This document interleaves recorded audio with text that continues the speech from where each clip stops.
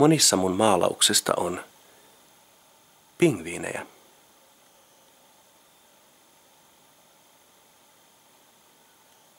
Ne ovat tarkkailijoita ja selviytyjiä, kuten me.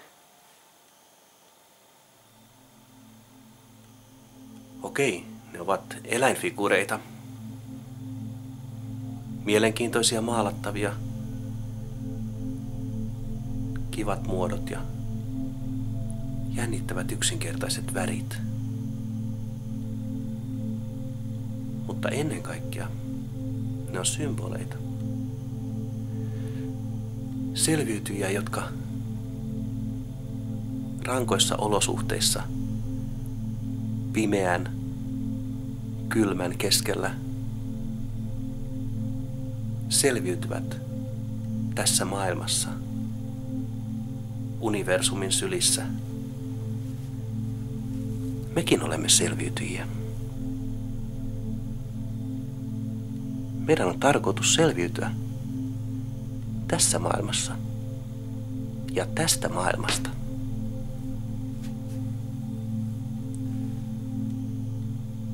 Eli pingviinit ovat symboleja.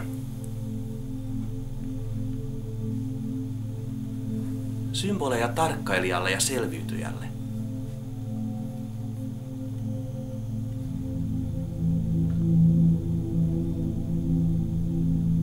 Me olemme tarkkailijoita ja selviytyjiä.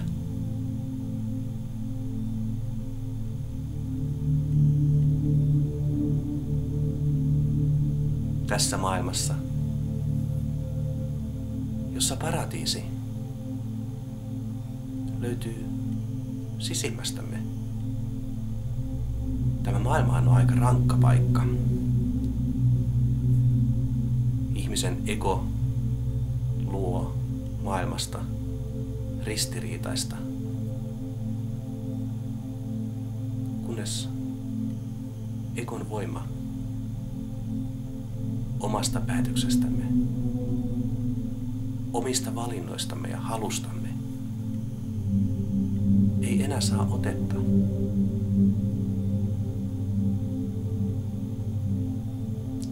Silloin kun me olemme valmiita luopumaan. Luopumaan kaikesta siitä turhasta, minkä koimme hetki sitten vielä niin tärkeäksi ja merkittäväksi.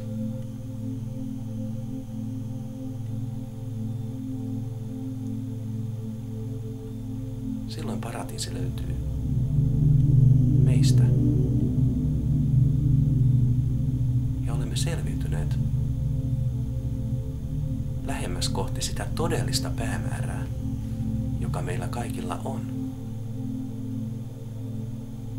Rakkauden todeksi elämisen päämäärää. Joka hetki, joka valinta, jokainen teko on mahdollisuus vapautua.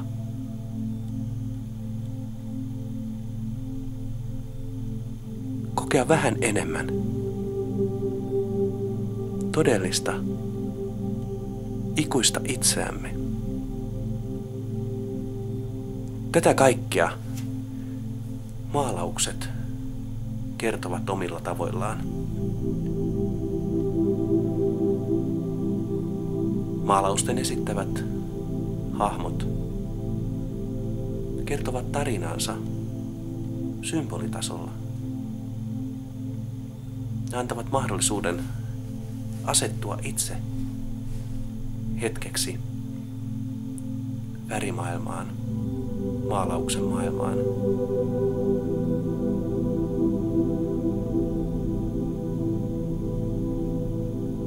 Tarttua siihen energiaan, olla osa sitä, tuntea se, antaa sen vahvistaa, sillä maalaukset ovat energiapankkeja, jotka toimivat moniulotteisesti.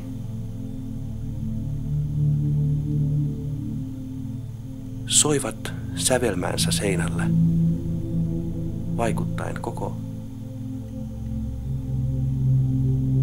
tilaan vaikuttaen ihmiseen, vaikuttaen sinuun ja minuun avartavasti ja rakastavasti, jotta voimme löytää sen todellisen itsemme, jotta voimme vapautua kohti sitä, mitä oikeasti olemme, sillä oikeasti olemme paljon enemmän kuin se, mitä luulemme olevamme. Olemme ikuista rakkautta ja vapautta.